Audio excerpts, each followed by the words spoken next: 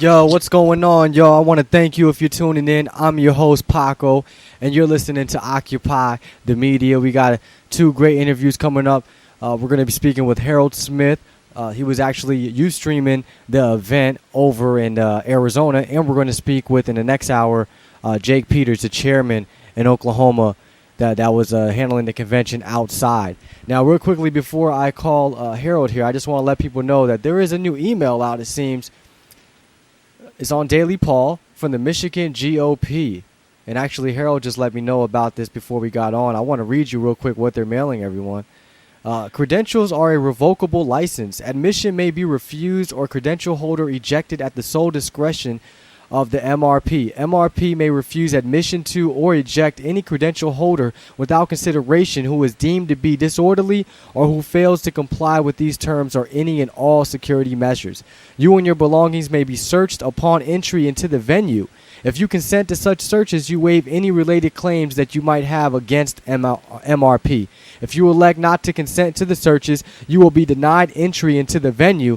Credential holder assumes all risk incident to the convention or related events, including the risk of lost, stolen, or damaged property or personal injury. So now they can just eject us out of there.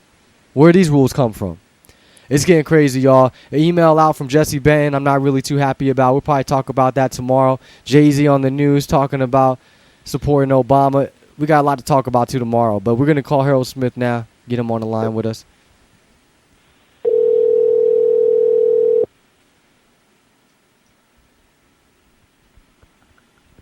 Hello, this is Harold.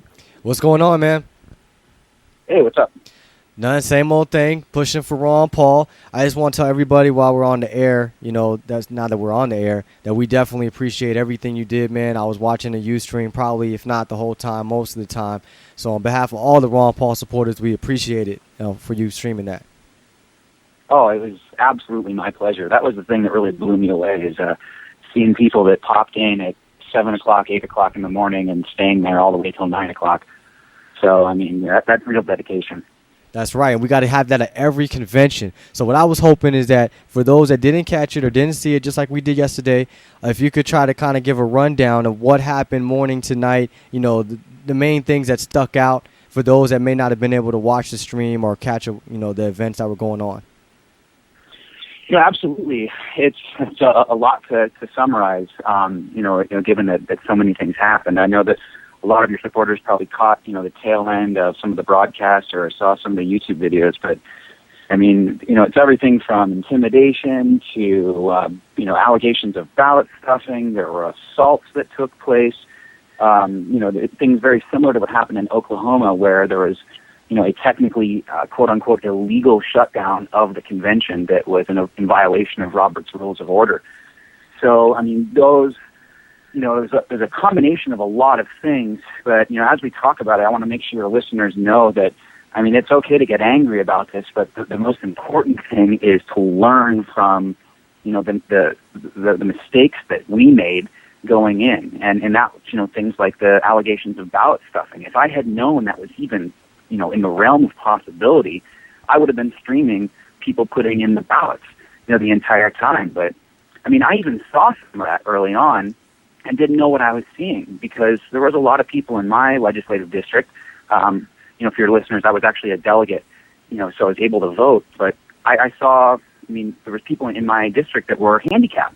And so I just assumed when I saw someone putting in, multiple ballots, I never saw someone put in like 8 ballots or anything, but 2 or 3, that they were just being kind and walking it up, for someone who that would have been a hardship to make it all the way up the floor.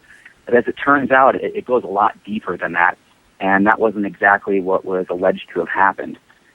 So, I mean, the intro of your show started off with the Michigan, stuff, which, that's some craziness too, but that really speaks to the point of what I'm talking about, that, we need to learn from our own mistakes and also be prepared to ramp up, what we're doing, because the GOP is well aware of what's going on, and they're, increasing their security measures and, things that they're doing to try and fight what we're doing, here as alternative media.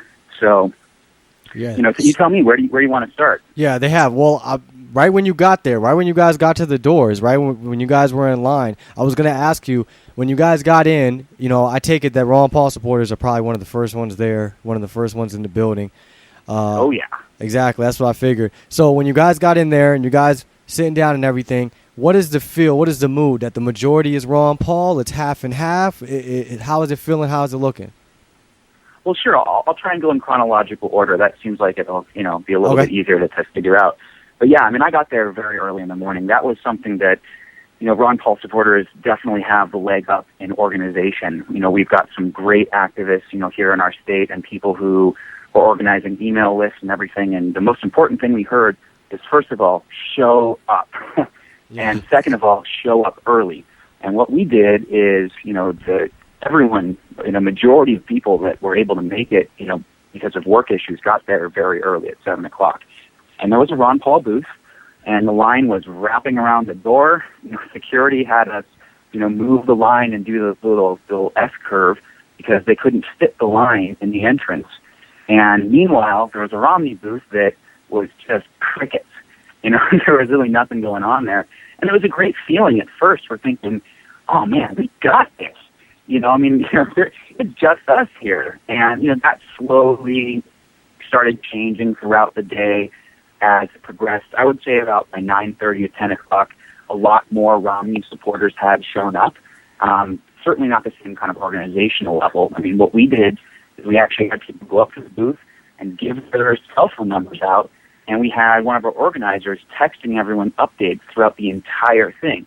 And it was everything from tips and tricks, and getting people to calm down when it started getting a little out of control, to things like updating our ballots, because people that won the congressional district delegate votes, they were no longer eligible for the at-large delegate votes.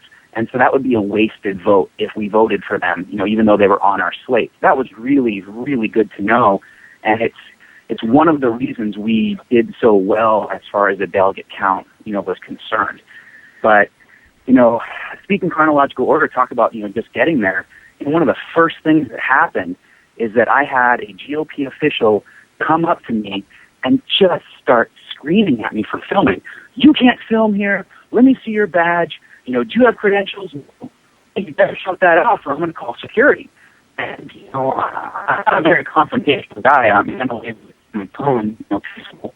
And I responded back. So I had many witnesses, so I was going to have this in the live stream early on, where I was like, hey, as far as I understand, this is private property. And if you can get me someone who's in charge of this property that says that I can't film, I won't.